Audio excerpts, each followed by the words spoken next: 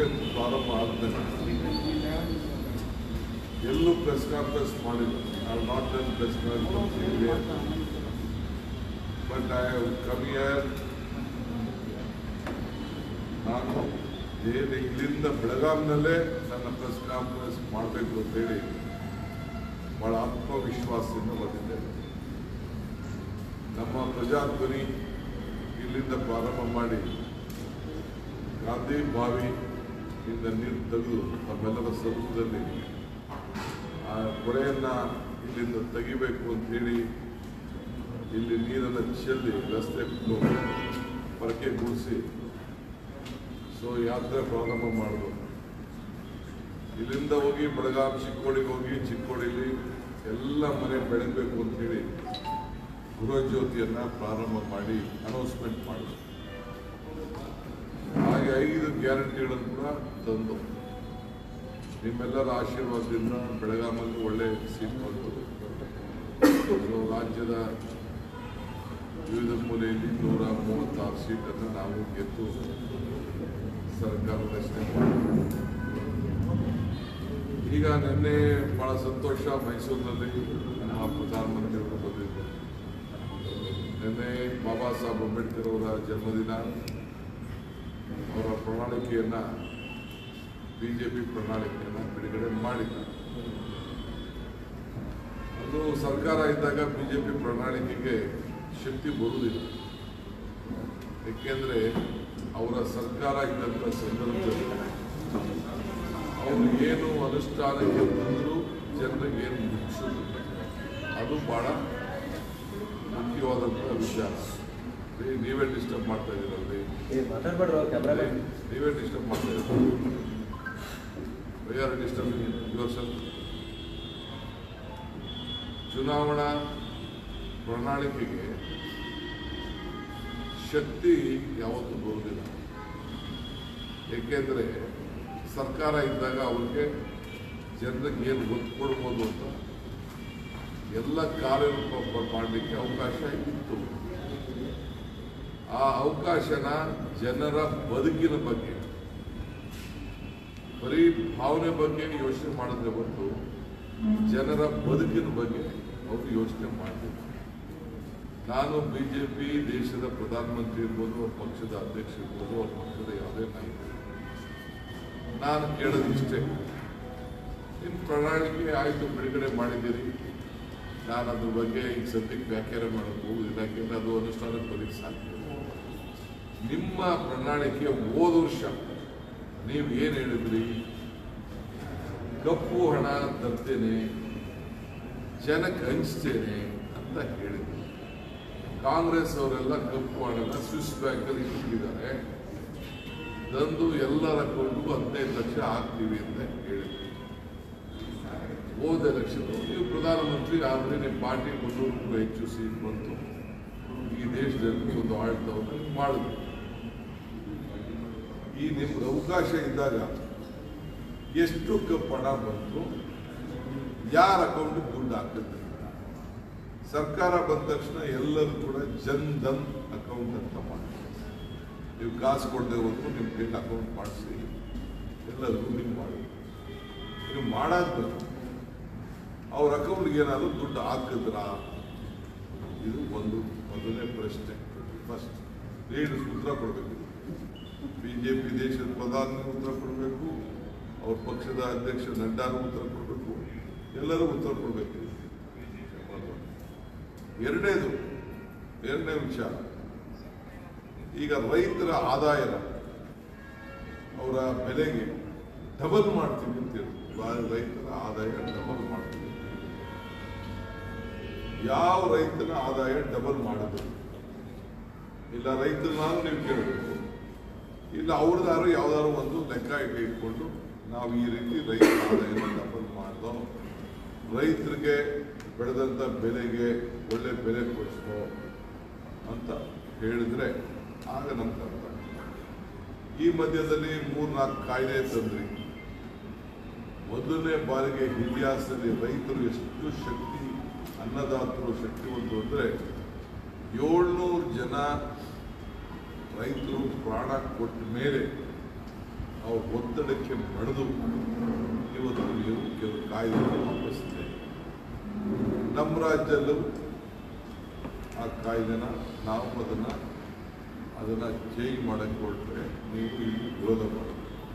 ಅಲ್ಲಿ ಒಪ್ಕೊಂಡ್ರಿ, ಇಲ್ಲಿ ನಾವು ಕಾಯ್ದೆನ ವಿರೋಧ ಮಾಡಬೇಕು ಅಂತ ನಮ್ಮ APMC ಮಾಡೋಕ್ಕೆ ವಿರೋಧ ಮಾಡೋದು. ನಾನು ಉದ್ಯೋಗದ ವಿಚಾರ ಹೇಳ್ತೀನಿ. 2 ಕೋಟಿ ಉದ್ಯೋಗ ಕೊಟ್ಟು ನಾವು ಒಂದು ಪಟ್ಟಿ ರಿಲೀಸ್ ಮಾಡೋದು. ಯಾರ್ಯಾರು ಉದ್ಯೋಗ ಕೊಟ್ಟಿದ್ದೀವಿ, ಯಾರ್ಯಾರು ಉದ್ಯೋಗ ಕೊಟ್ಟಿದ್ದೀವಿ ಅಂತ ಒಂದು ಪಟ್ಟಿ ರಿಲೀಸ್ ಮಾಡಿ. ಆಮೇಲೆ ಬರೀ ನಾನು ಜಾಸ್ತಿ ದೊಡ್ಡವರ ಭಾಷಣ ನಾನು ಮಾತಾಡೋಕೆ ಹೋಗೋದಿಲ್ಲ. ಪ್ರಣಾಳಿಕೆ ಇದು ಬೇಸಿಕ್. ಒಂದು ಯುವ ಸಮುದಾಯಕ್ಕೆ, ಒಂದು ಎಲ್ಲ ಕುಟುಂಬಕ್ಕೂ 15 ಲಕ್ಷ, ಇನ್ನೊಂದು ರೈತರ ಬದುಕಿಗೆ ಆದಾಯ ಡಬಲ್ ಮಾಡಿ. ಇವು 3 ಕೇಳಿ ಪ್ರಶ್ನೆ. ಆಮೇಲೆ ನಿಮ್ಮ ಮ್ಯಾನಿಫೆಸ್ಟೋ, ಹಳೆ ಮ್ಯಾನಿಫೆಸ್ಟೋನೇ ಹಳೆ ಮಾತೆ ನಿಮ್ಮ ಕೈಲಿ ನಡೆಸೋಕ್ಕಾಗಲಿಲ್ಲ. ಈಗೇನು ನೀವು ಮ್ಯಾನಿಫೆಸ್ಟೋ ಹೇಳಲಿಕ್ಕೆ ಸಾಧ್ಯ? ಈಗೇನು ಆಶ್ವಾಸನೆ? ನಿಮ್ಮ ಕೈಲಿ ಅಧಿಕಾರ ಇದ್ದಾಗನೇ ನೀವು ತರಕ್ಕಾಗಲ್ಲ. ಅಧಿಕಾರ ಇಲ್ಲದೆ ಹೋದಾಗ ಏನು ನೀವು ತರಕ್ಕೆ ಸಾಧ್ಯ? ಇದು 2ನೇದು. ಬೆಳಗಾವಿನಲ್ಲಿ ನಾವು ಏನು ಮಾತು ಕೊಟ್ಟಿದ್ದು, ಇಲ್ಲಿ 2 ಗ್ಯಾರಂಟಿ ಕೊಟ್ಟಿದ್ದು. ಒಂದು ಯುವ ನಿಧಿನು ಇದೆ, ಗೃಹಜ್ಯೋತಿ ಯುವ ನಿಧಿ ಬೆಳಗಾವಿನಲ್ಲಿ. ಒಂದು ಬೆಂಗಳೂರಲ್ಲಿ, ಒಂದು ಮಂಗಳೂರಲ್ಲಿ. ಕಾಲಕ್ಕೂ ಅನೌನ್ಸ್ ಮಾಡೋದು. ಅನ್ನ ಭಾಗ್ಯದು ಮೊದಲಿಂದ ಇತ್ತು ಅಂತ 10 kg ಮಾಡ್ತಾ ಇದ್ದೀವಿ. ಆ 5 ನಾವು ಅನುಷ್ಠಾನಕ್ಕೆ ತಂದು ನಿಮ್ಮ ಮುಂದೆ ನಾನು ಕೂತಿದ್ದೆ. 5 ಗ್ಯಾರಂಟಿಗಳನ್ನು ನಾನೇನು ಮಾತಾಡಿದ್ದೆ, ನಾವೇನು ನಾನು ಸಿದ್ದರಾಮಯ್ಯನವರು ಇಬ್ಬರು ಸೇರಿ ಚೆಕ್ನ ಸೈನ್ ಹಾಕ್ತೀವಿ. ಪ್ರಿಯಾಂಕಾ ಗಾಂಧಿ ಅವರು ಹೇಳೋದು, ಇದಕ್ಕೆ ನಾವು ಬೇರೆ ಪಾರ್ಟಿಗಳನ್ನು ಮಾಡೋಕ್ಕಾಗಲ್ಲ, ನಮಗೆ ಬದ್ಧತೆ ಇರಬೇಕು. ಇಂದಿರಾ ಗಾಂಧಿಯವರ ಮೊಮ್ಮಗಳು ಪ್ರಿಯಾಂಕಾ ಗಾಂಧಿ.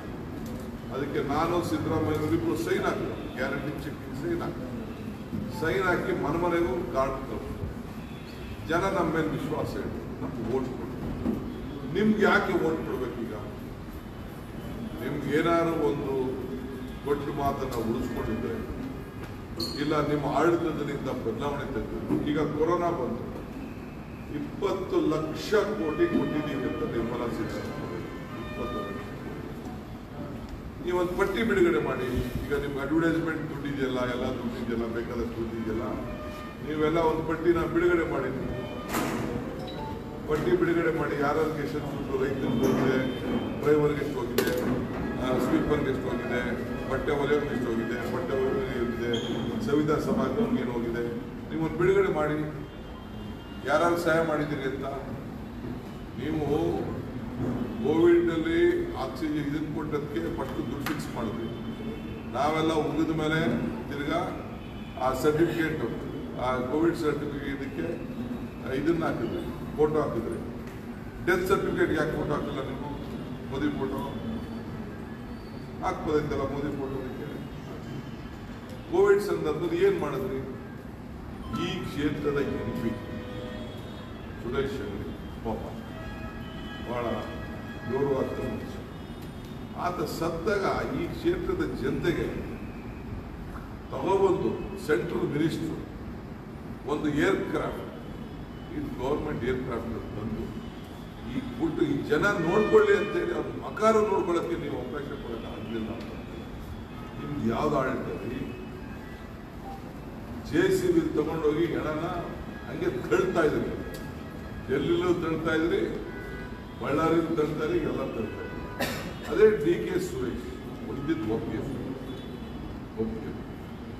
ಎಲ್ಲ ಕಡೆನೂ ಹೋಗಿ ತರಕಾರಿ ತರಿಸ್ತೋ, ಖರೀದಿ ಮಾಡಿಸ್ತೋ, ಎಲ್ಲ ಮಾಡಿ ಆತನೇ ಕೊನೆಗೆ ನೋಡ್ನಾರ್ದೆ ನಮ್ಮ ಕನಕಪುರದಲ್ಲಿ ಬೇರೆ ಕಡೆ ಎಲ್ಲ ನಿಂತ್ಕೊಂಡು ಮಣ್ಣು ಮಾಡೋದಂತ ಒಂದು ಇತಿಹಾಸ. ಏನಾಗೋದಿಲ್ಲ, ಚಿಕ್ಕದಾಗೋದು ಅವ್ರಿಗೆ. ನಿಮಗೆ ನಿಮ್ಮ ಜೊತೆಲಿದ್ದಂಥ ಸಂಪುಟದ ಸಹೋದ್ಯೋಗಿ ನಿಮ್ಮ MP ಬಗ್ಗೆನೇ ಆತನ ನೀವು ಮುಟ್ಲಿಲ್ಲ, ಆತನ ಕುಟುಂಬಕ್ಕೆ ಗೌರವ ಕೊಡೋಕ್ಕಾಗಲ್ಲ, ಅವನ ಮತದಾರರಿಗೆ ಗೌರವ ಕೊಡೋಕ್ಕಾಗಲ್ಲ. ನಿಮ್ಮ ಸರ್ಕಾರ ಯಾಕೆ ಇರಬೇಕು? ನೀವು ಹೇಳಿ, ಯಾಕೆ ಈ ಸರ್ಕಾರಕ್ಕೆ ಏನು ಬೇಕು? ನೀವು ಗ್ಯಾರಂಟಿ ನಮ್ಮನ್ನ ಟೀಕೆ ಮಾಡಿ, ಇನ್ನೊಂದು ಮಾಡಿ, ಏನು ಬೇಕಾದ್ರೂ ಮಾಡಿ, ನಾನು ಬೇಸಿಕ್ ನಮ್ಮ ಭಾವನೆ, ಯಾಕೆಂದ್ರೆ ನೀವು ಮಾತಾಡ್ತಿರೋ ಭಾವನೆ ನಮ್ಮ ಈ ದೇಶದ ಆಸ್ತಿ ನಮ್ಮ ಹುಟ್ಟ ಮೇಲೆ ಎಲ್ಲರೂ ಸಾಯಲೇಬೇಕು. ನಾವ್ಯಾರು ಸಾಯದೇ ಇರ್ಲಿಕ್ಕೆ ಸಾಧ್ಯ ಇಲ್ಲ. ಸತ್ತಾಗ ಸರ್ಕಾರ ಒಬ್ಬ ಆರ್ಡಿನರಿ ಪಂಚಾಯತಿ ಮೆಂಬರೇ, ಒಬ್ಬ central minister, if you are not able to bring his body and give to the people of the Belgaum, to his hometown, to his place, to pay the last respect, why there should be a government? ಯಾಕೆ BJP ಅವರು ಮಾತಾಡಲಿಲ್ಲ? ಯಾಕೆ ಶೆಟ್ಟರಾವತ್ ಮಾತಾಡಲಿಲ್ಲ? ಬೀಗರು ಯಾಕೆ ಬೇರೆಯವ್ರು ಮಾತಾಡಕ್ಕಾಗಲಿಲ್ಲ? ನಿಮ್ಗೆ ಅಧಿಕಾರ ಮುಖ್ಯ. ಏನಾಗಿತ್ತು ನಿಮ್ಮ ಬಾಯಿಗೆ? ಬೇರೆ ಎಂಪಿಗಳಿಗೆ 26 ಜನ ಎಂಪಿಗಳು ಗೆಲ್ಸಿದ್ರಲ್ಲ, ಯಾಕೆ ಧ್ವನಿ ಹೇಳಕ್ಕಾಗ್ಲಿಲ್ವಾ? ಏನ್ ಡಿಫೆನ್ಸ್ ಮಿನಿಸ್ಟರ್ಗೆ ಪ್ರೈಮ್ ಮಿನಿಸ್ಟರ್ ಬರ್ತಾರೆ ಅಂತಂದ್ರೆ 25 ಫ್ಲೈಟ್ಗಳು ಬರ್ತವೆ, ಏನ್ ದೊಡ್ಡ ದೊಡ್ಡ ಹೆಲಿಕಾಪ್ಟರ್ಗಳು ಬರ್ತವೆ, ತಂದು ಪ್ಯಾಕ್ ಮಾಡಿಬಿಟ್ಟು ಏನ್ ಅಂತದೇನಾಗೋಗಿತ್ತು? ಹಂಗಾರೆ ಎಲ್ಲ ಮಣ್ಣು ಮಾಡಿದವ್ರದ್ದೆಲ್ಲರೂ ಹೋಗ್ಬಿಟ್ರ? So this is a not ಎನ್, ಇದು ವ್ಯಾಪಾರದಲ್ಲಾಗಲಿ ಹಣದಲ್ಲಾಗಲಿ ಅಂತ್ಯ ಮಾಡೋಕ್ಕಾಗೋದಿಲ್ಲ. ಇದು ಮಾನವೀಯತೆ. ಈ ಮಾನವೀಯತೆನೇ ನಿಮ್ಗಿಲ್ಲ ಅಂತಂದ್ರೆ ಇನ್ನೇನು ನಿಮ್ಗೆ ಓಟ್ ಕೇಳಲಿಕ್ಕೆ ಸಾಧ್ಯ ಇಲ್ಲ? ಬದುಕಿನ ಬಗ್ಗೆ ಕೇಳಲಿಲ್ಲ, ಇಲ್ಲ ಮಾನವೀಯತೆ ಕೇಳಲಿಲ್ಲ, ಬರೀ ದೇವಸ್ಥಾನ. ಏನು ಯಾವ ದೇವಸ್ಥಾನ? ರಾಜೀವ್ ಗಾಂಧಿ ಅವರು ಪೂಜೆ ಮಾಡಿಸಿದ್ರಲ್ಲ, ಏನ್ ದೇವಸ್ಥಾನ? ಎಲ್ಲಿದೆ ಗಾಳಿ? ನಿಮ್ಮ ಗಾಳಿ ನನಗೆಲ್ಲೂ ಯಾವ ಗಾಳಿ ಕೇಳ್ತಾರೆ? ಗಾಳಿ ಇರೋದು ಒಂದೇ ಒಂದು ಗಾಳಿ, ಬಡವರು ಬದುಕಿಗೋಸ್ಕರ ಅವ್ರ ಹೊಟ್ಟೆ ತುಂಬ್ತಾ ಇದೆ. ಬಲ್ಲೂರು ಮುಖಾಂಬಿಕೆಗೆ ಹೋಯ್ತಾವ್ರೆ, ಸೌದತ್ತಿಗೆ ಹೋಯ್ತಾ ಇದ್ದಾರೆ, ಎಲ್ಲ ಮಾವನ ಮನೆಗೆ ಹೋಯ್ತಾ ಇದ್ದಾರೆ, ಅತ್ತೆ ಮನೆಗೆ ಹೋಯ್ತಾ ಇದ್ದಾರೆ, ಅತ್ತಿರ ಮನೆಗೆ ಹೋಯ್ತಾ ಇದ್ದಾರೆ, ಕೆಲಸಕ್ಕೆ ಹೋಯ್ತಾ ಇದ್ದಾರೆ, ಧರ್ಮಸ್ಥಳಕ್ಕೆ ಹೋಯ್ತಾ ಇದ್ದಾರೆ. ಎಲ್ಲ ಅದಕ್ಕೂ ನಿಮ್ಮ ಪಾರ್ಟಿ NDA ಪಾರ್ಟ್ನರ್ ಅವರು ಬಾಯಿ ಈ ರೀತಿ ಇದೆ.